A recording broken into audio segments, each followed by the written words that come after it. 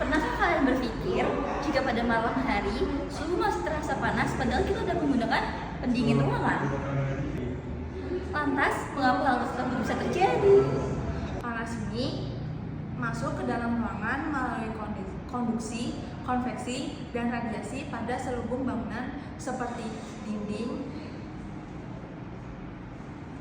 atap, pintu, dan jendela. Jika salah memilih material rumah, justru akan menjadi perangkap panas. Kuncinya ada pada material dengan isolasi yang baik, geometri yang tepat, dan orientasi bangunan yang pas. Ini akan menganalisis bagaimana struktur, pemilihan material selubung, serta orientasi bangunan yang menghadap ke timur dapat menciptakan kenyamanan termal yang ideal. Di sini saya akan menjelaskan mengenai kajian yang kita akan bahas mengenai permasalahan ruangan yang terasa panas masih di malam hari. Jadi ada lapisan dinding, di mana lapisan dinding luar itu merupakan plester semen, lapisan dinding dalam merupakan batu bata merah, dan lapisan paling dalam lagi adalah plester semen lagi. Dengan nilai ketebalan 4 cm untuk plester luar dengan batu bata merah. Batu bata merah sendiri memiliki panjang dan lebar 10 cm dan 20 cm. Dan lalu kemudian ada plester dalam atau plester input itu ada 1,5 cm. Awalnya kita akan mencari mengenai temperatur luar. Kita menggunakan temperatur udara biasa dengan kecepatan 3 meter per second kuadrat dan didapatkan 24 derajat Celcius untuk temperatur dalam. Sedangkan temperatur luar kita menggunakan 35 derajat Celcius. Setelah menggunakan itu semua, kita akan mencari konduktivitas termal bata yang dimana diperoleh 0,72 watt meter per meter Kelvin, dengan semen sendiri 1,4 watt per meter Kelvin, dan kaca bening senilai 0,78 watt meter per Kelvin. Selain itu, kita akan mencari emisivitas dari cat putih. Kebetulan kita memakai ruangan yang bercat putih dengan senilai 0,9 dan konsivisitas senilai 0,25. Awal mula kita akan mencari air konduktor luar atau plester paling luar dengan rumus 1 per K per kali A. Diperoleh konduktivitas itu 1,40, sedangkan luas alasnya adalah menggunakan ruangan 4 kali 7 meter dengan diperoleh 28 meter. Oke, dan 28 meter ini itu tuh masih ada selubung jendela, di mana jendela sendiri memiliki luas alas setelah jendela sendiri dengan 0,494. Nah, ini akan kepotong dengan luas ruangan. Jadi luas ruangan dikurangi luas alas jendela, 28 dikurangi 0,494 diperoleh 27.506.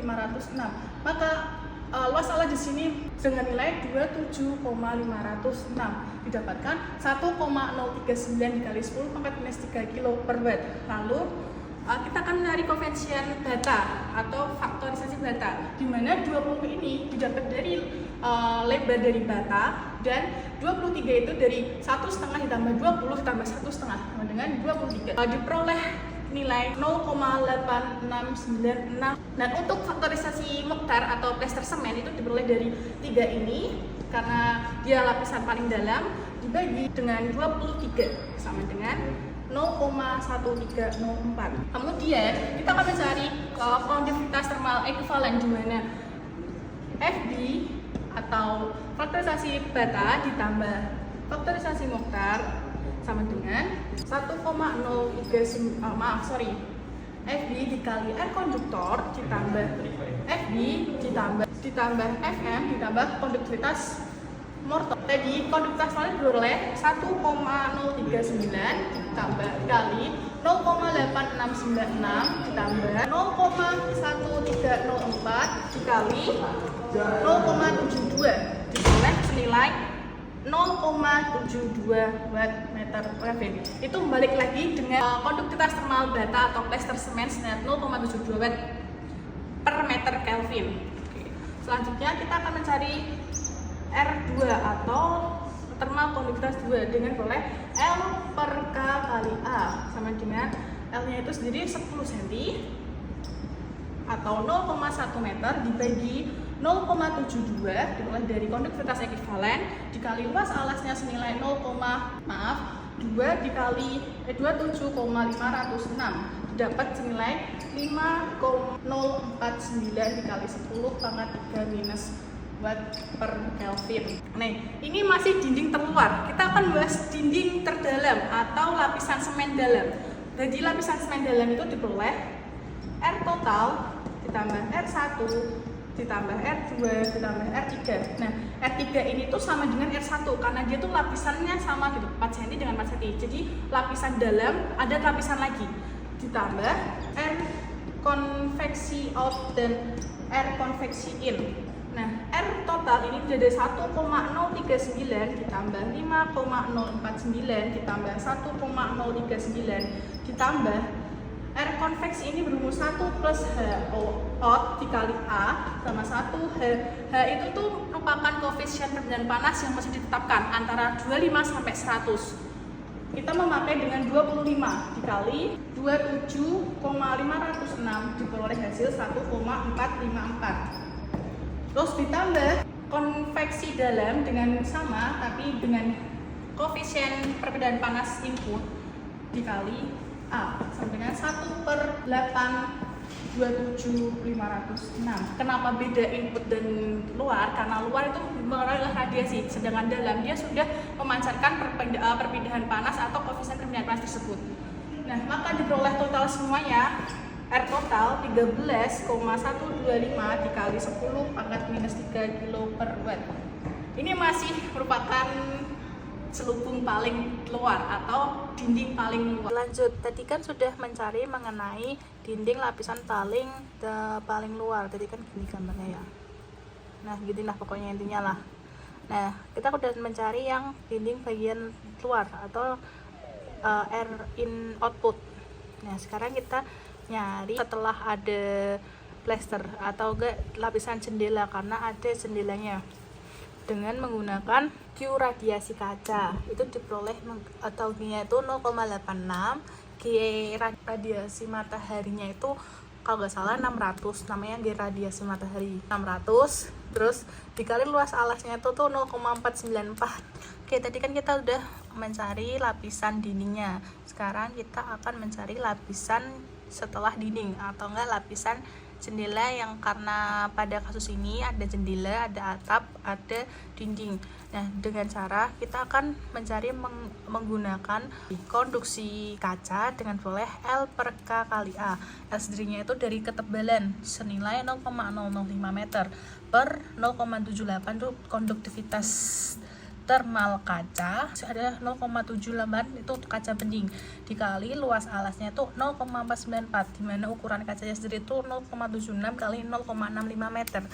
Kemudian kita cari perbedaan panas secara radiasi kaca itu dengan cara atau G kali A dimana taunya sendiri itu bernilai 0,86, G radiasi atau intensitas radiasi mataharinya itu senilai 600 dan luas alasnya senilai 0,494 diperoleh hasil 254,9 watt. Kemudian ada proses konveksi luar dari kaca sendiri itu dengan rumus L per K kali A 1 per H out dikali A dengan 1/25 dimana tadi koefisien perbedaan panas sudah saya jelaskan 25 dari mana dan 8 dari mana. Nah, hasil akhirnya bernilai 8,097 kali 10 pangkat minus 2 kilo per watt. Kemudian ada proses termal konduksi di mana rumusnya ada L per K kali A di mana L nya adalah 0,005 dibagi 0,78 dikali 0,494 diperoleh hasil 12,976 kali 10 pangkat minus 3. Nah, yang terakhir adalah termal konveksi internal di mana kita akan menghitung konveksi atau dalam selaput di dalam dengan rumus seperti yang di atas dan sama seperti out bahwa rumusnya adalah 1 per H-in kali A dengan H koefisien perbedaan panas sendiri sudah saya jelaskan di depan dengan 8 dikali 0,494 sama dengan 0,2530 kilo per watt. Kemudian kita totalkan semua atau di sini dengan rumus R tot air total tambatan total sama dengan air konveksi luar plus air konduksi plus air konduksi input. Dengan air konveksi luar adalah 0,08097 ditambah 0,012976 ditambah 0,2530 dengan hasil 0,346073. Kemudian kita akan mencari laju perpindahan panas rata-ratanya atau laju perpindahan panas keseluruhannya, di mana delta T per R tot sama dengan 11 dari delta T, itu tadi diperoleh dari radiasi, perpindahan radiasi dikurangi dengan temperatur input 24. Jadi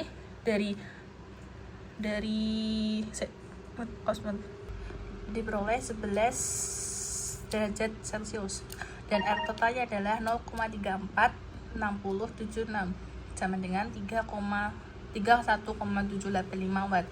Kemudian kita akan menjumlahkan atau merata-ratakan laju perpindahan panasnya dengan Q radiasi plus Q biasa. Q radiasinya adalah 254,9 ditambah 3,18 diperoleh total radius laju perpindahan panasnya bernilai 286,65.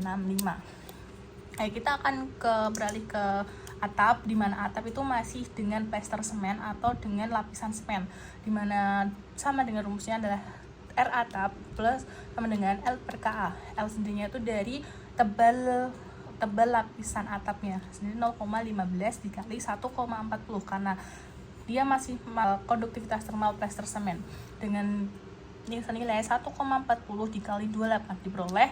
Dan 28 ini dari luas ruangan, dimana 7 kali 4 sama dengan 28.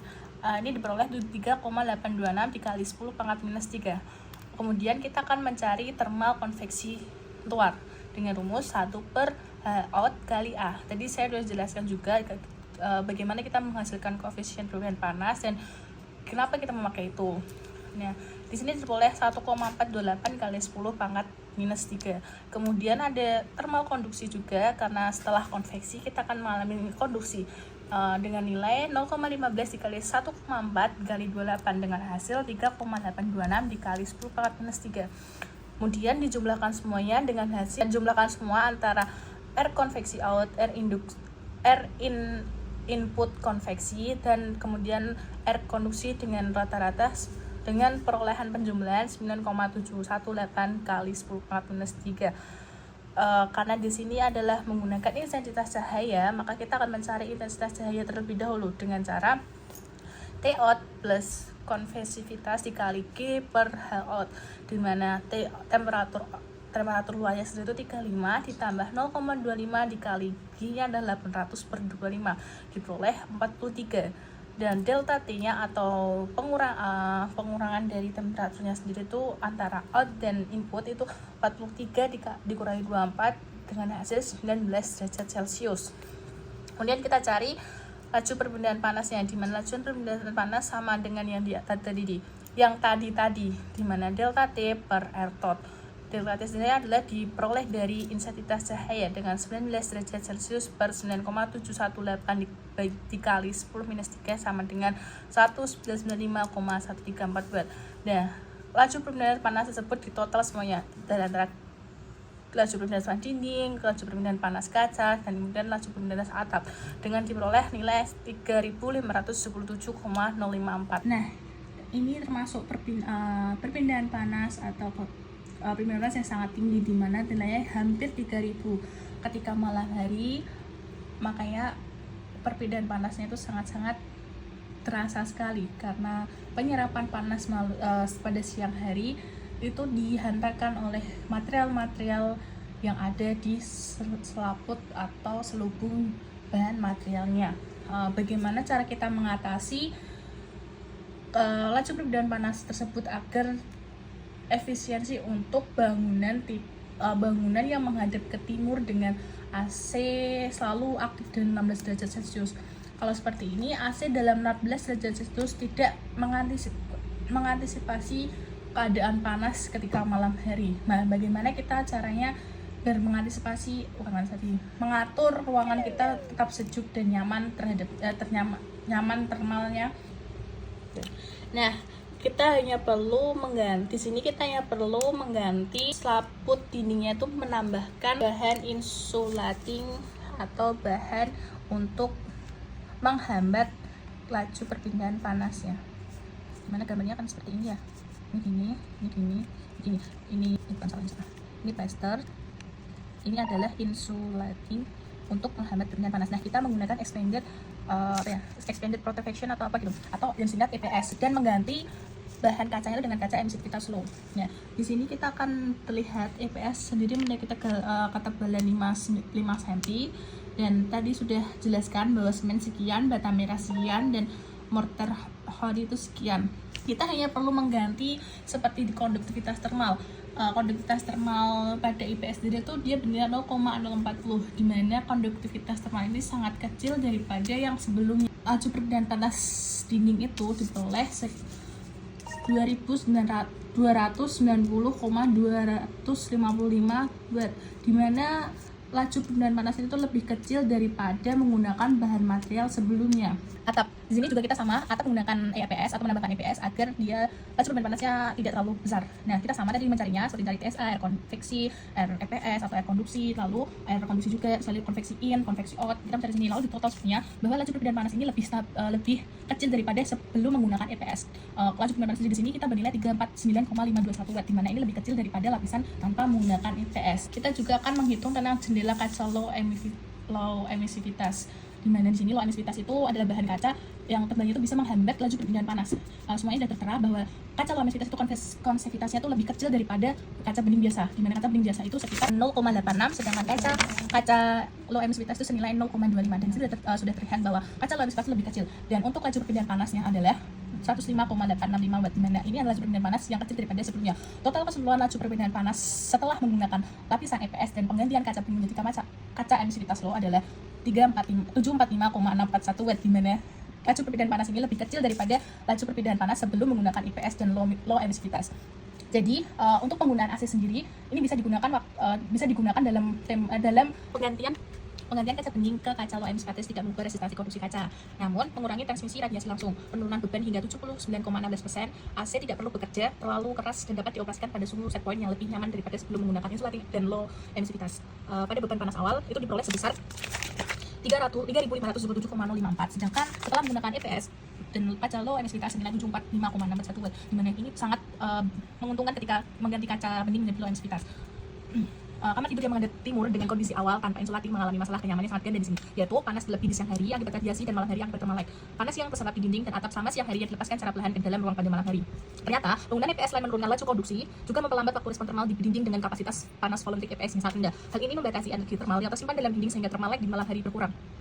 Oke, dari inovasi ini kita bisa mengembangkannya. Sebagai seorang mahasiswi konversi energi, kami para penulis menginovasikan sebuah material yaitu luminous gate solar concentrator yang dapat menghasilkan listrik, di mana perangkat ini adalah perangkat optoelektronik berbasis material transparan pada umumnya atau kaca atau polimer yang mengandung eigenlomin-skin fluorofort organik, titik kuantum atau senyawa lantamida di dalamnya.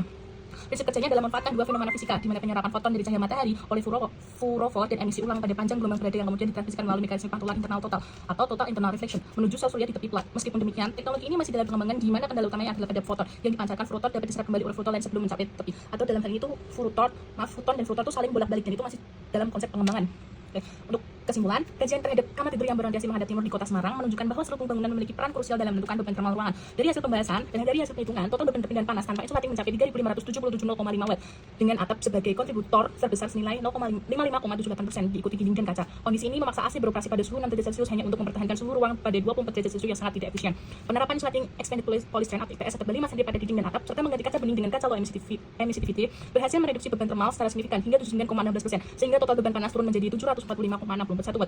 Penurunan ini juga berdampak pada pengurangan kapasitas AC yang dibutuhkan, yang semula dari 1,5 PK menjadi 0,5 PK saja sudah cukup, yang berarti penghematan energi jauh lebih besar. Selain itu, EPS turut meminimalisasikan efek thermalite yang sebelumnya menyebabkan ruangan tetap panas di malam hari.